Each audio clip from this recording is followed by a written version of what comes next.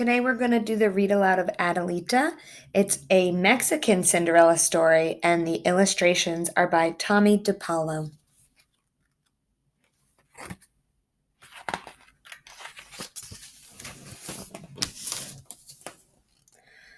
A long time ago, in a village in Mexico, there lived a merchant named Francisco and his beautiful young wife, Adela. One day, Adela said, "Francisco, we are going to have a baby." "Adela, I am so happy," Francisco said. Then he said, "We must send for Esperanza. She will come and take care of you until the baby is born, and then she will help us with the baby." Esperanza had been with the Mercado family since she was a young girl, and she had looked out after Francisco when he was a baby. Esperanza came right away. She took good care of Adela, but after the birth of her baby, Adela was ill. She grew weaker, and shortly after she held the little girl for the first and last time. Quietly, she died. Francisco was heartbroken. He named his baby daughter Adelita, little Adela, after her mother.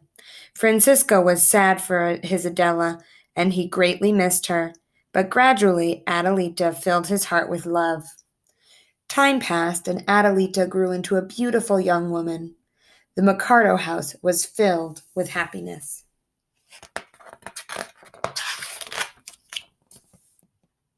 One evening, Francisco called Adelita and Esperanza to his study.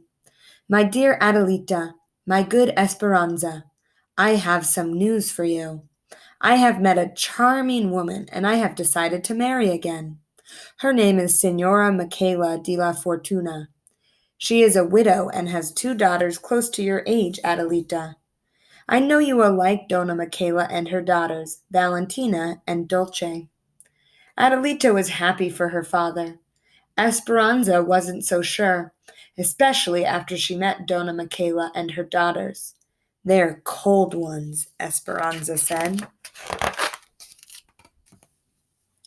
Life was happy but different.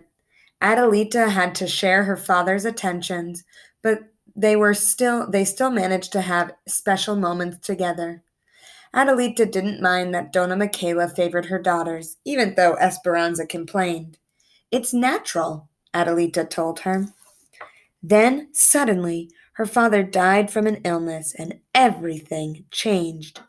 Poor Adelita was an orphan. Dona Michaela had always been jealous of Adelita. Now she no longer had to hide it. She moved Adelita from her beautiful bedroom to a small room in the attic. No longer did Adelita have new dresses. She had to wear hand-me-downs. Worst of all, Valentina and Dulce were mean and hateful to her.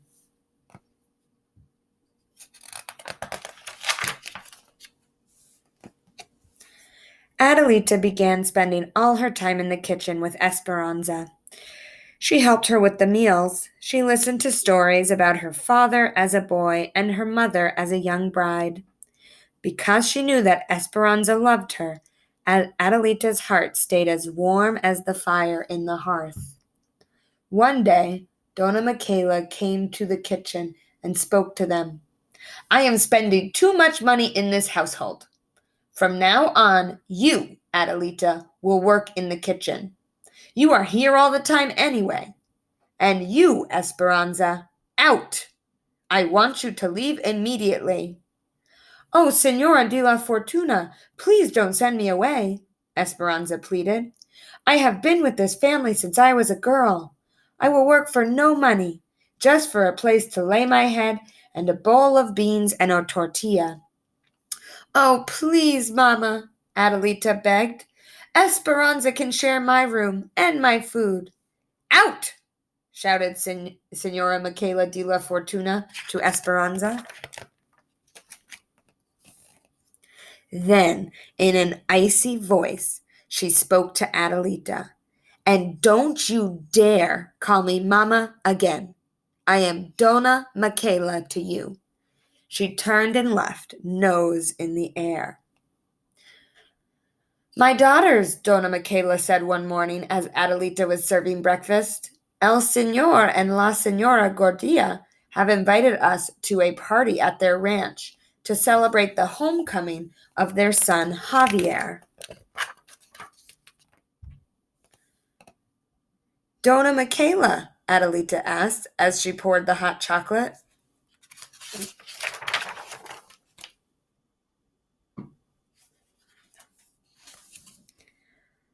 Oh, Mama, Valentina and Dolce twittered. And, Dona Michaela said with a smile, rumor has it that he will be looking for a wife. The daughters nearly fainted. Secretly, each wanted to be the wife of Javier, and each would do anything to get him. Dona Michaela, Adelita asked as she poured the hot chocolate. May I go too? I knew Senor Javier when we were young. I would love to see him again. Are you serious? Dona Michaela asked. Look at you, so poorly dressed, such a dirty face. I would be too embarrassed to have you in our company. You will stay here. That is final. Adelita went back to the kitchen. The next days were busy. Adelita did not have a minute to herself. Washing, pressing, sewing ribbons on, taking lace off, at the mercy of every little whim of the sisters as each tried to outdo the other. So when Dona Michaela, Valentina, and Dolce left for the fiesta, Adelita went to the kitchen and sat by the fire. Suddenly, disappointment swept over her, and she began to weep. She missed her father. She missed Esperanza. She missed being at the fiesta. Tap, tap, tap. She heard a soft knock at the door. Who is it? Adelita asked. Only me. It was Esperanza. Oh, Esperanza, I have missed you so much, Adelita cried. Don't cry, my little one, Esperanza said. I am here. I had a dream that Dona Michaela would not let you go to the fiesta, so I have come to help. I have borrowed a cart to take you there. But I have nothing to wear, Adelita said. Come with me, Esperanza said. They went to the storeroom. Over there, behind those boxes, is your mother's trunk. The key is behind the crucifix. Adelita unlocked the trunk. Inside, she found an old-fashioned, beautiful white dress. Under the dress was a magnificent rebozo, a shawl embroidered with birds and flowers. Oh, my little mother, Adelita whispered. Adelita washed and dressed. Esperanza braided her hair and wound ribbons and flowers into it. Oh, Esperanza, Adelita said. Dona Michaela will be furious when she sees me. Don't worry, she will never recognize you, Esperanza assured her. Now let's hurry. The fiesta had already begun when Adelita arrived. She walked into the room. Everyone turned to look. The room fell silent. Who was this stunning young woman? Senor Gordia went up to Adelita. Who do we have here? He asked. I'm in disguise, Adelita said with a twinkle and a sweet smile. Just call me Cinderella. Javier, everyone, Senor Gordia said. Come meet our very own Cinderella. Javier took one look and fell in love. He danced every dance with Adelita. He brought her refreshments. He never left her side.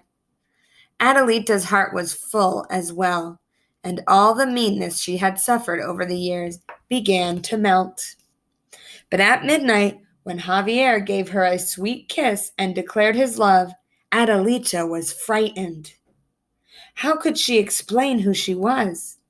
His family would never allow him to love a kitchen maid. So Adelita ran away and found Esperanza. They hurried home. I will never forget this night as long as I live, Esperanza, Adelita said.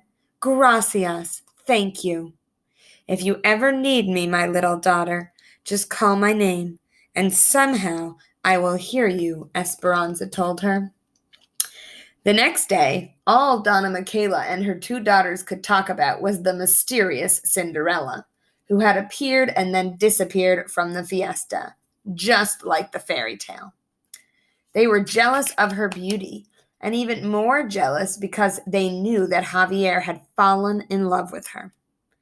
I'm glad no one knows who she is, Valentina said, or where she is, Dulce said, and no glass slipper, Donna Michaela added. Javier had told everyone that he would not rest until he found his Cinderella.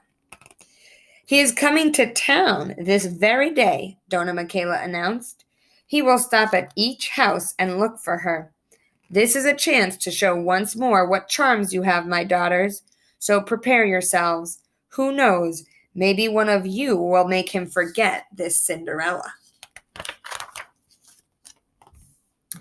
Adelita! They screamed. Come help us, quickly! I'll be right there, Adelita answered. But before she went to Valentina and Dulce, she ran to her attic room and hung her mother's shawl out the window. She helped her 2 sisters dress.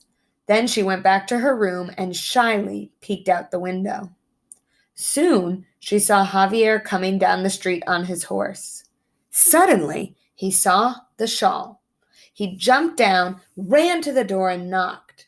Senora Michaela de la Fortuna opened the door. Ah, Senor Javier, come in, please, she said. Senora, where is she? I know my love is here, Javier said. Do you mean one of my daughters? Donna Michaela said. Valentina, Dulce, come here. Senor Javier would like to see you. The sisters appeared in the doorway, giggling foolishly. Good day, Senor Javier, they chimed in unison. Do you remember us? Are you looking for us? Yes, I remember you, Javier answered, but it is another I'm looking for. There's no one else here, Donna Michaela said. Yes, there is, a voice said. Are you looking for me, senor? There was Adelita, standing at the top of the stairs in her mother's dress and shawl. My Cinderella, Javier said. Who? What? What's going on? Donna Michaela asked, while Valentina and Dulce looked at Adelita in astonishment.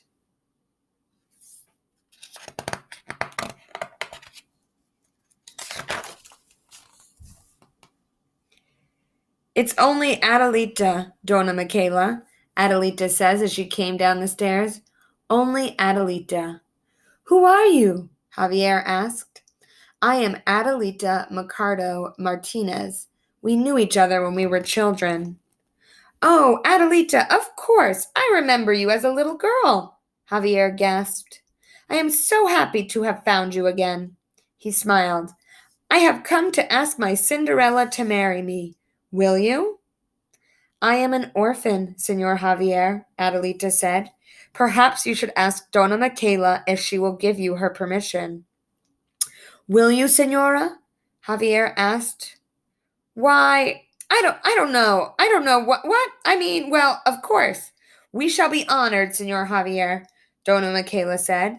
Valentina and Dulce glared at Adelita. Then it will be, Javier said, taking Adelita's hand in his.